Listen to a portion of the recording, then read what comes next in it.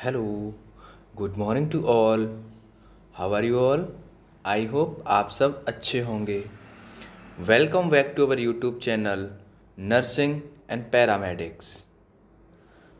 तो आज हम शुरू करने जा रहे हैं फिजिक्स की क्लास, जिसमें हम फिजिक्स के इम्पोर्टेंट क्वेश्चंस कवर करेंगे। ठीक है, एज़ पर हमने पिछली क्लासेस में क्वेश्चंस किए हैं, तो उनको कंटिन्यू करते हैं। और चलिए देखते हैं क्वेश्चंस। तो चलिए देखते हैं हमारे क्वेश्चंस।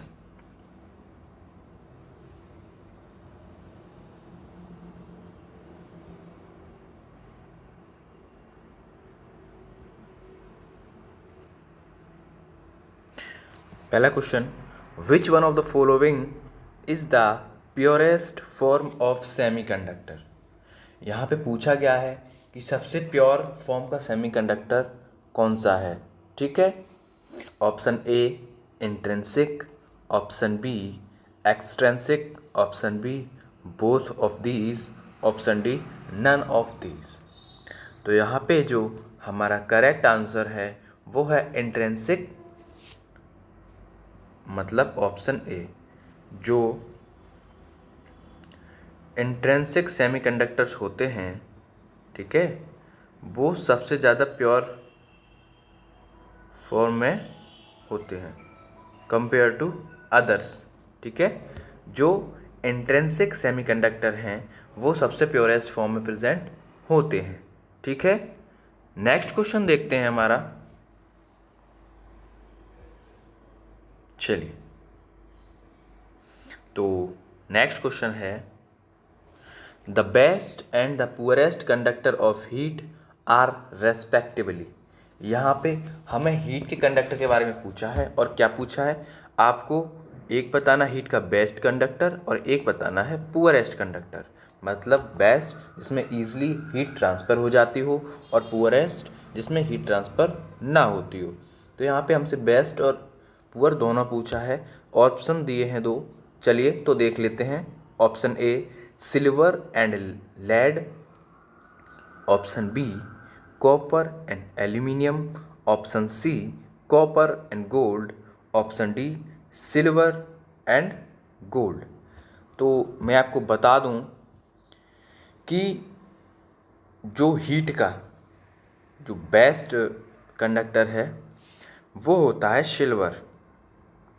ठीक है, हीट का जो बेस्ट कंडक्टर है वो होता है सिल्वर, और जो पुअर कंडक्टर होता है हीट का वो होता है लेड। ठीक है, लेड। सिल्वर मतलब ऑफ एजी, लेड मतलब पीबी। ठीक है, तो यहाँ पे जो बेस्ट और पुअर की बात हुई है उसके अकॉर्डिंग हम अपने आंसर्स, जो अगर हम सही आंसर है हमारा वो है ऑप्शन ए। ठीक है, सिल्वर एंड लेड। ठीक, नेक्स्ट क्वेश्चन देखते हैं।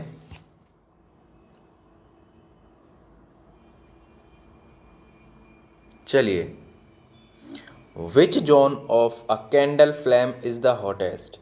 एक कैंडल जो जलती है, ठीक है,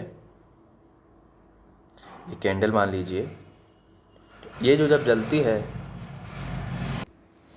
तो जब कैंडल जलती है तो उसमें से फ्लेम निकलती है। तो हम उसके पार्ट्स के बारे में पूछा है, और क्या पूछा है, पूछा ये है कि वो कौन सा जोन है जो सबसे ज़्यादा हॉट होता है। ठीक है, ऑप्शंस देख लेते हैं। Option A central zone, option B middle luminous zone, option C outermost zone, option D dark innermost zone. तो मैं आपको बता दूं कि जो मिडिल ल्यूमिनस जोन होता है ना, वो सबसे हॉटेस्ट जोन होता है।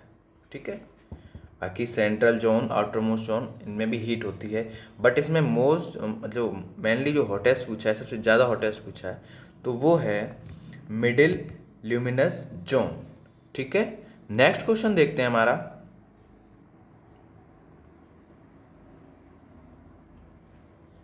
चलिए, तो नेक्स्ट क्वेश्चन है the force between two charged bodies बाज स्टडीज बाई। जो आपने 12th में पढ़ा होगा, पहले चैप्टर में है, जो फोर्स है दो चार्ज बॉडी के बीच में, वो किसने डिस्कवर किया था। ठीक है, ये दो चार्ज बॉडी हैं, इनके बीच में जो फोर्स है वो किसने डिस्कवर किया था।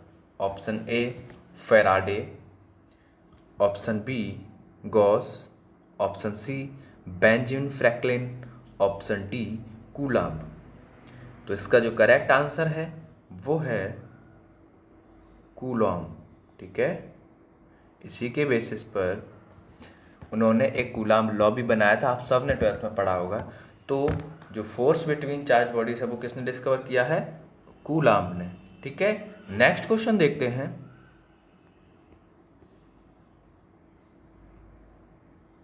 चलिए, who is the recipient of Nobel prize for development of wireless telegraphy.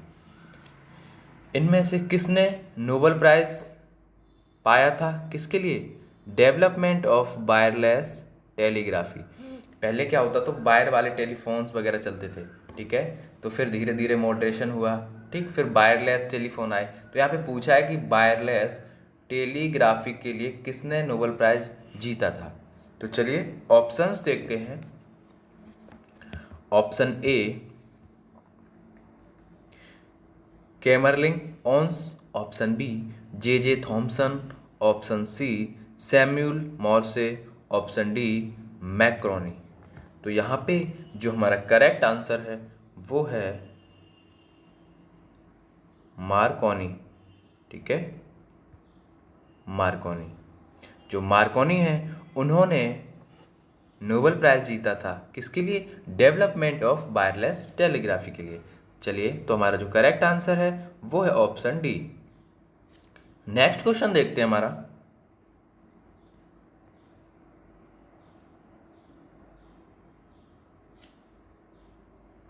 Which one of the following is marked on common use fluorescent tube light is। ठीक है, यहाँ पे पूछा है which of the following is mark, कौन सा इनमें से मार्क किया गया है किस पे, on common use fluorescent tubelight is. चलिए मैं आपको फ्लोरोसेंट ट्यूबलाइट का मतलब बता दूं। फ्लोरोसेंट ट्यूबलाइट्स जो होती हैं, ठीक है, आपने शादियों में देखा होगा या क्लासरूम्स में देखा होगा, जो लंबी वाली जो रॉड लगी हुई होती है, ठीक है, वॉल्स पर लगी होती है, उसे हम बोलते हैं फ्लोरोसेंट ट्यूबलाइट। यहाँ पे जो ऑप्शंस दिए गए हैं वो आई थिंक टाइपिंग मिस्टेक हो गया है। ये जो ऑप्शंस हैं ये किसी और क्वेश्चन के टाइप कर दिए गए हैं, तो ये गलत है, इन पे फोकस ना करें। मैं आपको इसका यूज़ बता दूंगा या, ठीक है। तो ये जो ट्यूबलाइट्स होती हैं ये मेनली रिफ्लेक्शन, मतलब ज़्यादा लाइट रिफ्लेक्स हो उसके लिए लगाई जाती हैं। और ये मेनली कहाँ यूज होती हैं, ऑफिसेस में, क्लासरूम्स में, ठीक है, और कोई हॉल बना हो हॉल में, और कैफेटेरियाज वगैरह में। तो ऐसा मेनली जहाँ ज़्यादा ज़रूरत होती है लाइट की या लाइट रिफ्लेक्शन की, तो वहाँ पे ये ट्यूबलाइट्स यूज़ होती हैं। और ये क्या होती हैं, थोड़ा इफ़िशियंट लाइट्स होती हैं। ठीक है, तो यहाँ पे ऑप्शंस गलत दिए गए थे, उसके लिए सॉरी, बट मैंने आपको इसका यूज़ बता दिया है, तो आप इसको प्लीज़ समझ लीजिएगा, कंफ्यूज मत होइए। नेक्स्ट क्वेश्चन देखते हैं हमारा।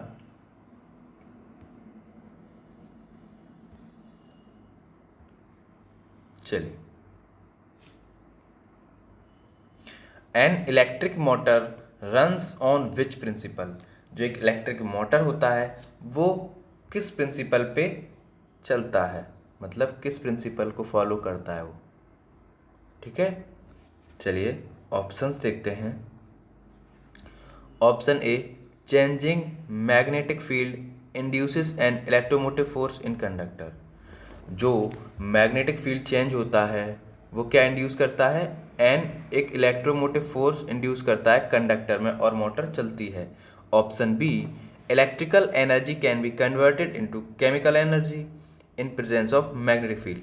जो इलेक्ट्रिकल एनर्जी है वो कन्वर्ट हो जाती है केमिकल एनर्जी में किसकी प्रेजेंस में? मैग्नेटिक फील्ड्स की प्रेजेंस में, ठीक है। Option C, current flowing through a conductor, एक जो करंट है वो कंडक्टर के थ्रू फ्लो हो रहा है, causes generation of heat that drives the engine, और वो एक हीट को जनरेट करता है जिससे कि इंजन ड्राइव होता है, ठीक है। Option D, a conductor carrying current, एक कंडक्टर करंट को कैरी करता है in the direction perpendicular to external magnetic field feels a force, एक कंडक्टर करंट कैरी करता है किस डायरेक्शन में? Perpendicular to external magnetic field feels a force, ठीक है। तो परपेंडिकुलर में कैरी करता है और क्या करता है, किस कहाँ पे? टू द मैग्नेटिक फील्ड में, और वो क्या है? फोर्स फील कराता है जिससे कि हमारी मोटर रन करती है। तो यहाँ पे जो हमारा करेक्ट आंसर है वो है ऑप्शन डी, ठीक है। कंडक्टर कैरिंग करंट, एक कंडक्टर है वो करंट को कैरी करता है किस डायरेक्शन में? Perpendicular to external magnetic field, ठीक है। और क्या जनरेट करता है या क्या फील्स कराता है? एक फोर्स, जिससे हमारी मोटर जो होती है उस पर रन करती है। तो यही प्रिंसिपल है जिस पे हमारी इलेक्ट्रिक मोटर काम करती है। नेक्स्ट क्वेश्चन देखते हैं।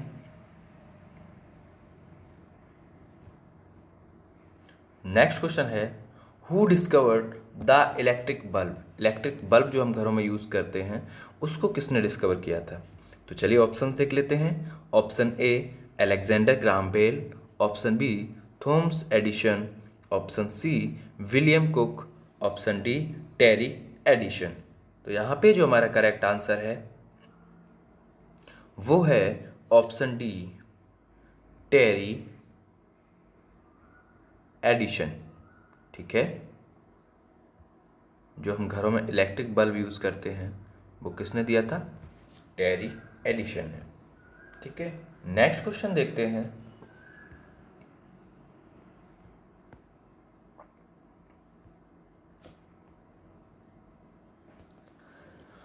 तो नेक्स्ट क्वेश्चन है, द पिच और frequency of siren of coming train appears to be increasing because of.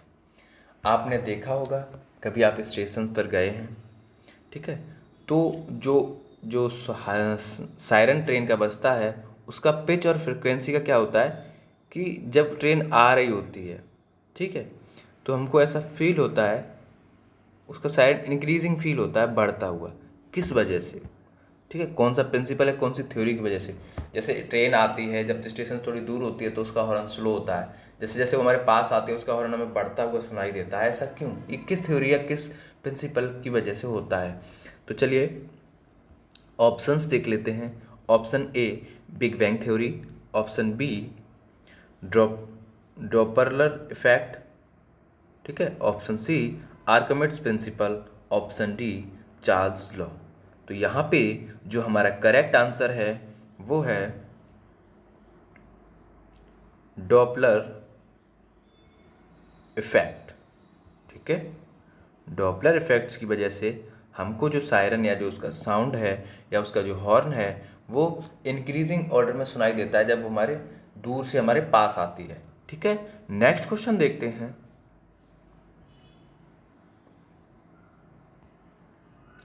Magnets attract magnetic substance such as iron, nickel, cobalt, etc. They can also repel. यहाँ पे कहा है कि जो मैग्नेट होती है वो मैग्नेटिक सबस्टांस को अट्रैक्ट करती है, जैसे आयरन, निकिल, कोबाल्ट, ठीक है। और मैं आपको एक चीज़ बता दूँ, मैग्नेटिक सबस्टांसेस सिर्फ 3 ही होते हैं, आयरन, निकिल और कोबाल्ट। बस यही तीनों ऐसे सबस्टांस हैं जिनको मैग्नेटिक अट्रैक्ट कर सकती है, अदरवाइज तीसरे को चौथे को नहीं करेगी, ठीक है। तो इसमें क्वेश्चन में देखिए क्या पूछा है, magnet attract magnetic substance, magnet जो है वो मैग्नेटिक सबस्टांस को अट्रैक्ट करती है, जैसे iron, nickel, cobalt. They can also repel, वो रिपेल भी कर सकते हैं, ठीक है। ऑप्शंस देख लेते हैं। Option A, ferromagnetic substances. Option B, paramagnetic substances. Option C, diamagnetic substances. Option D, non magnetic substance. ठीक है, तो जब रिपेल भी करेंगे तो जाहिर सी बात है कि क्या होगा, डाई मैग्नेटिक सबस्टेंसेस। तो हमारा जो करेक्ट आंसर है वो है ऑप्शन सी। ठीक है, नेक्स्ट क्वेश्चन देखते हैं हमारा।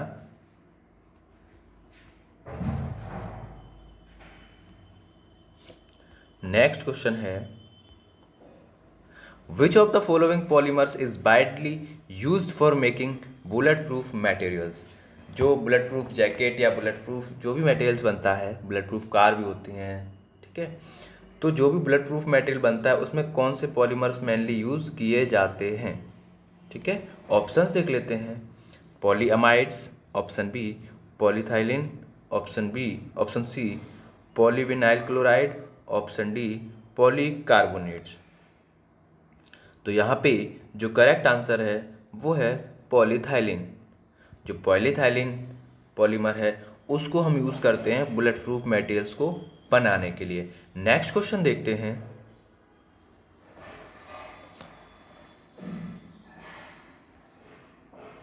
Which of the following is the correct combination of inventors and the invention. यहाँ पे कुछ आविष्कार और कुछ आविष्कारकर्ता दिए गए हैं, तो पूछा है कि इनमें से कौन सा करेक्ट कॉम्बिनेशन है। ठीक है, तो option A sir Frank Whittle laser, option B Elisha Thomson windmill, option C JL Baird television, option D Galileo transistor. तो यहाँ पे जो हमारा करेक्ट आंसर है वो है ऑप्शन सी JL ने क्या इन्वेंट किया था, टेलीविज़न। ठीक है, जो टेलीविज़न के इन्वेंटर हैं वो कौन है, JL बियार्ड। ठीक है, नेक्स्ट क्वेश्चन देखते हैं हमारा। Study of earthquake is known as. जो अर्थक्वेक आता है उसकी स्टडी जो की जाती है उसको हम क्या बोलते हैं। ठीक है, option A numismatics, option B seismology, option C ecology, option D none of these. तो यहाँ पे जो हमारा करेक्ट आंसर है वो है ऑप्शन बी सेइस्मोलॉजी। नेक्स्ट क्वेश्चन देखते हैं।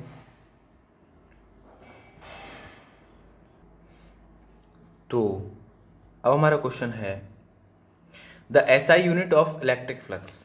यहाँ पे इलेक्ट्रिक फ्लक्स की हमको SI यूनिट पूछी है, तो चलिए देख लेते हैं। Option A newton metre square upon coulomb square, option B newton coulomb upon metre square, option C newton metre square upon coulomb, option D none of these. तो यहाँ पे जो हमारा करेक्ट आंसर है वो है option C newton metre square upon coulomb.